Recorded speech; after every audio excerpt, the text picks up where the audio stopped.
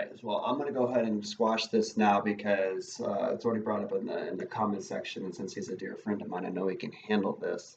Um, he is an ESFJ, and ESFJ is the starter interaction style. We have to understand that everybody has all 8 cognitive functions, but each one is used at a different wavelength, and that's what shapes our personality. So a lot of SJs, for instance, are more of the more balanced types of people, and they will argue, "Oh, I'm this, I'm that, I'm also this, I'm also that," and they just like they don't really see the whole spectrum in a way because this isn't really an abstract soft science to begin with, and since they deal in absolutes and concrete manners, this is the way they are. So as an ESFJ, especially one who's developed as well as he has at his age, I don't want to give too much information personally about him, but he worked for the Department of Defense and was very well versed in software development, and he became this way in post 40. Okay, so people are going to be ESFJs, but then you're going to develop different sides of your minds. Now, typically speaking, in America, most people are going to develop their shadow first because this is your responsibility. So you're forced to go to school, you're forced to finish your homework, you're forced to just get involved in this affiliative nature and this SJ society of itself. And so you're also going to probably date in high school, you're going to date in your 20s, you're going to get your heart broken, you're going to go through a lot of life. And so that's going to develop your shadow, which is your responsibility first. So as an ESFJ, your shadow focus is ISFP. ISFP is background control responding. And so if you develop that shadow really well and you're a shadow focused person, you're going to come across as more control until you're in your own element and you're comfortable and it's clearly what you are, because we're talking about the ego. There's 4 sides of the mind: ego, shadow, aspiration, and then superego. And so we all have all 4 sides of the mind, and so many different things will come through it. So you may say, "Hey, you can't just call me a starter because I'm good at finishing things."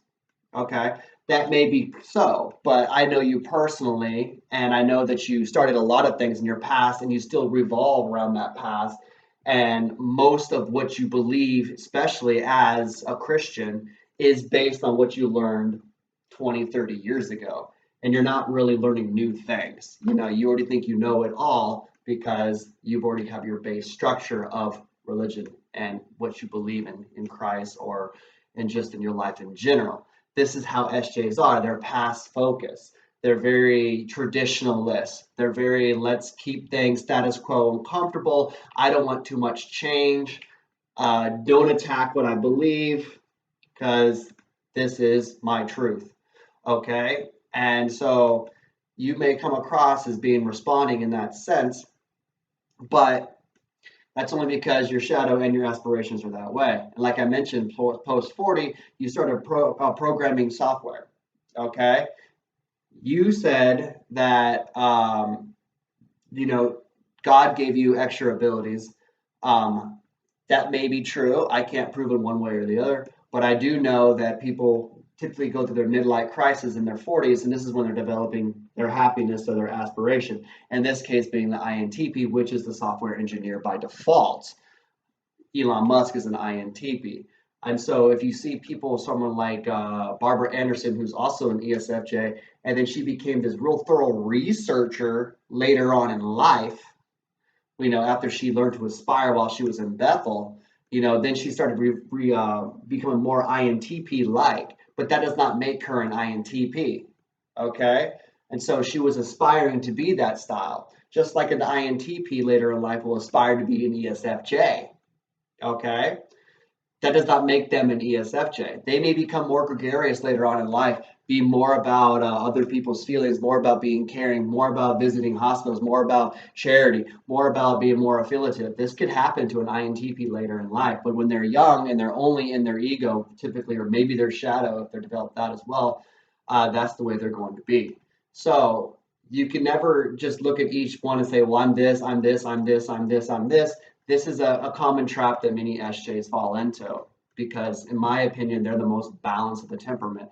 They're not like the NTs such as myself, who are just absolutely retarded when it comes to emotional ability. Because we're intuitive thinkers and typically logical and just like shut down.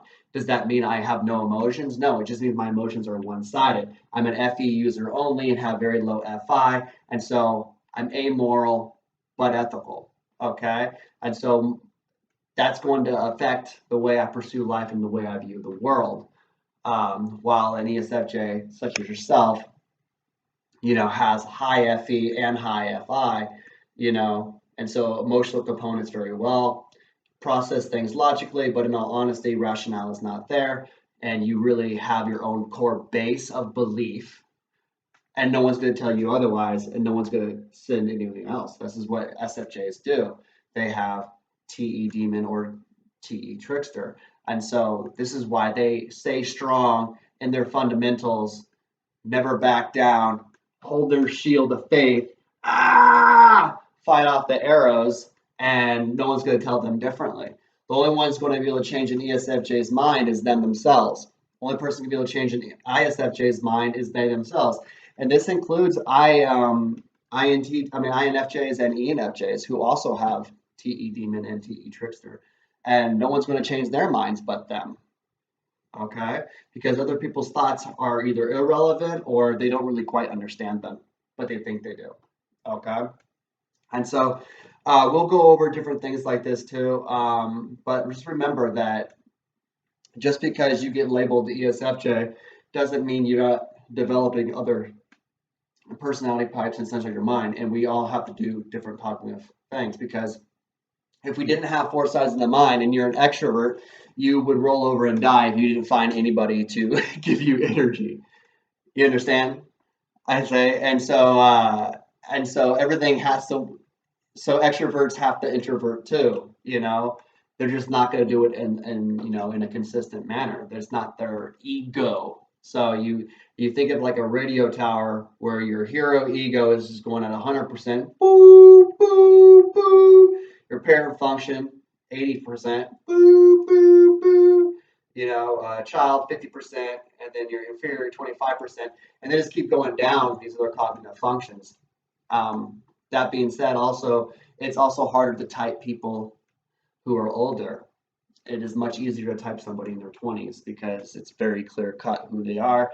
They haven't gone through life. They haven't really developed a lot of different things. And so sometimes it can be very hard to type older people because their development is more intact, more inclusive to a lot of different things. And so that's the way it is. So no, being the fact that I've lived with you for 3 years now, I know you're a starter type. I know your personality, and that's not going to fly.